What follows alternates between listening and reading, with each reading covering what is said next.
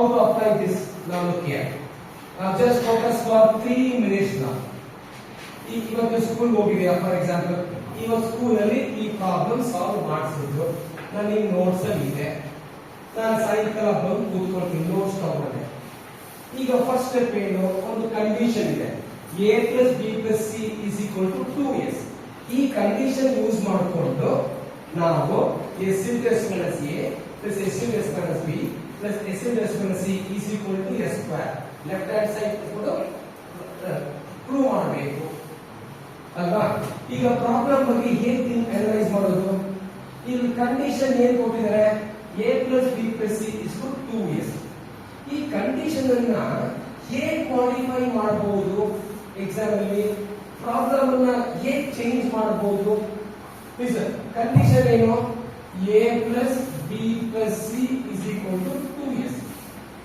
ಇದೇ ಕಂಡೀಷನ್ ಅನ್ನ 1 divided by 1 by a plus b plus c is equal to 1 divided by 1 by 2s ಅಂತ ನೋಡಬಹುದಲ್ವಾ. ಈಗ 1 divided by 1 by a plus b plus c ಏನಾಗುತ್ತೆ, this goes to 2s. this ಈ condition ಎರಡು ಒಂದೇ. ನಿಮಗೆ class ಅಲ್ಲಿ ಈ ತರ ಮಾಡಿಸಿದ್ದಾರೆ, ನೀವು ಬುಕ್ ಅಲ್ಲಿ ನೋಡಿರ್ತೀರಾ, ಎಕ್ಸಾಮ್ ಅಲ್ಲಿ ಈ ತರ ಕೊಡ್ತಾರೆ, ಓ ಇದೇನು ಈ ತರ ಇದೆ, ಟೀಚರ್ ಮಾಡಿಸಿಲ್ಲ, ಟೆಕ್ಸ್ಟ್ ಬುಕ್ ಅಲ್ಲೂ ಇಲ್ಲ, ಇದು ಓ ಏನೋ ಪ್ರಾಬ್ಲಮ್ ಅಲ್ಲಿ ಮಿಸ್ಟೇಕ್ ಇದೆ ಅಥವಾ ಬೇರೆ ಏನೋ ಕೊಟ್ಟಿದ್ದಾರೆ, ಔಟ್ ಆಫ್ ಸಿಲೆಬಸ್ ಕೊಟ್ಟಿದ್ದಾರೆ. ಯೂಶಲಿ ನಾವು ಇಂಜಿನಿಯರಿಂಗ್ ಪ್ರಾಬ್ಲಮ್ ಬುಕ್ ಅಲ್ಲಿ ಇಲ್ಲ, ವಿ ಶುಡ್ ಇದು ಬುಕ್ ಅಲ್ಲಿ ಇಲ್ಲ, ಔಟ್ ಆಫ್ ಸಿಲೆಬಸ್ ಕೊಟ್ಟಿದ್ದಾರೆ, we should engineering. Listen, problem ನ ಅನಲೈಸ್ ಮಾಡಿ, ಥಿಂಕ್ ಮಾಡಿ. ನೀವು ಇವತ್ತಿಂದ ನೀವು ಡೈಲಿ ಪ್ರಾಬ್ಲಮ್ ಅನಲೈಸ್ ಥಿಂಕ್ ಮಾಡ್ತಾ ಹೋದ್ರೆ ಇದು 15 ದಿನ ಒಂದು ತಿಂಗಳ ಡೈಲಿ ಇಂಪ್ರೂವ್ ಮಾಡ್ತಾ ಇರಬೇಕು. ಆವಾಗ ನಿಮ್ಮ ಸ್ಕಿಲ್ ಡೆವಲಪ್ ಆಗುತ್ತೆ. ಹೇಗೆ ಬೇಕಾದ್ರೂ ಚೇಂಜ್ ಮಾಡ್ಕೊಂಡು ಎಕ್ಸಾಮ್ ಅಲ್ಲಿ ಅನಲೈಸ್ ಮಾಡಬಹುದು. ಓಕೆ, ನಾನು ಸರ್ ಇವಾಗ ಇಲ್ಲಿ ಫಾರ್ಮುಲಾ ಇಲ್ಲ, ಲೆಫ್ಟ್ ಹ್ಯಾಂಡ್ ಸೈಡ್ ಬರ್ಕೊಂಡ್ವಿ, s into s minus a plus s into s minus b plus s into s minus c. ಇದು ನನ್ನ ನೋಟ್ಸ್ ಅಲ್ಲಿ ಇದೆ. ಇವಾಗ ಫಸ್ಟ್ ಸ್ಟೆಪ್ ಸೆಕೆಂಡ್ ಸ್ಟೆಪ್ ಅನ್ನ ಐ ಶುಡ್ ಕಂಪೇರ್ ಮಾಡಬೇಕು. ಇದನ್ನ ಹೇಗೆ ಕಂಪೇರ್ ಮಾಡ್ತೀನಿ, look here, s into s ಏನಾಯ್ತು, s ಸ್ಕ್ವೇರ್ ಬಂತು, ಮೈನಸ್ s ಹೇಗೆ ಬಂತು, s into minus a minus s a ಬಂತು. ಇಲ್ಲಿ ಪ್ಲಸ್ s ಸ್ಕ್ವೇರ್ ಹೇಗೆ ಬಂತು, plus s into s s square ಬಂತು. ಅರ್ಥ ಆಯ್ತು. ಮೈನಸ್ s b ಹೇಗೆ ಬಂತು, plus into minus minus s into b s b. ಅರ್ಥ ಆಯ್ತು. Plus s square plus s into s s square. ಅರ್ಥ ಆಯ್ತು. Minus s c plus into minus minus s into c s c.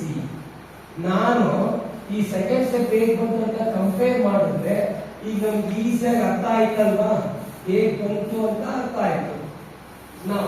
ಇವಾಗ ನಾನು ಇದನ್ನು compare ಮಾಡ್ತೀನಿ. Look here, ಇಲ್ಲಿ ಏನಿದೆ, ಇಲ್ಲಿ 3s ಸ್ಕ್ವೇರ್. ಏನಕ್ಕೆ s square s square s square 3s square ಏನಕ್ಕೆ ಬಂತು ಅರ್ಥ ಆಯ್ತು. ಮೈನಸ್ s a ಇದನ್ನೇ ಬರ್ತಿದ್ದಾರೆ, ಮೈನಸ್ s b ಇದನ್ನೇ ಬರೆದು, ಮೈನಸ್ s c ಇದನ್ನೇ ಬರೆದು. ಸೆಕೆಂಡ್ ಇಂದ ಥರ್ಡ್ ಸ್ಟೆಪ್ ಹೇಗೆ ಬಂತು ಅರ್ಥ ಆಯ್ತಲ್ವಾ. ಓಕೆ, ಈಗ ಇದು ಕಂಪೇರ್ ಮಾಡ್ತೀನಿ. ಇಲ್ಲಿ ಏನಿದೆ 3s ಸ್ಕ್ವೇರ್, ಸೇಮ್ ಥಿಂಗ್ ಬರ್ತಿದ್ದಾರೆ. ಮೈನಸ್ s ತಗೊಂಡ್ರು, ಏನಕ್ಕೆ ಮೈನಸ್ s ಮೂರ್ ಕಡೆಗೂ ಇದೆ, ಕಾಮನ್ ತಗೊಂಡ್ರು. ಕಾಮನ್ ತಗೊಂಡ್ರು ಮಿಕ್ಕಿದ ಯಾವುದು, a plus b plus c. ಅರ್ಥ ಆಯ್ತು. ನೆಕ್ಸ್ಟ್ ಇದು ಕಂಪೇರ್ ಮಾಡೋಣ.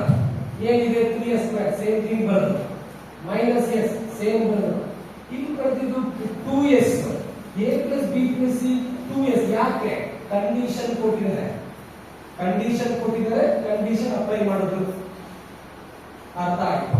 Compare these two 3s square, same thing, minus 2 into s into s s square. Next 3 minus 2 1s square. Listen, ನಾನು ಇದನ್ನ ಕಂಪೇರ್ ಮಾಡಿದ್ರೆ, ನನಗೆ ಕಂಪೇರ್ ಮಾಡಿ ಅನಲೈಸ್ ಮಾಡಿ ಥಿಂಕ್ ಮಾಡಿದ್ರೆ ನನಗೆ ಸ್ಟೆಪ್ಸ್ ಈಸಿಯಾಗಿ ಅರ್ಥ ಆಗುತ್ತೆ. ಈ ಕಂಪೇರ್ ಮಾಡೋದನ್ನೇ 2 times ಕಂಪೇರ್ ಮಾಡಿ ಅನಲೈಸ್ ಮಾಡಿ ಈಸಿಯಾಗಿ ಅರ್ಥ ಆಗುತ್ತೆ.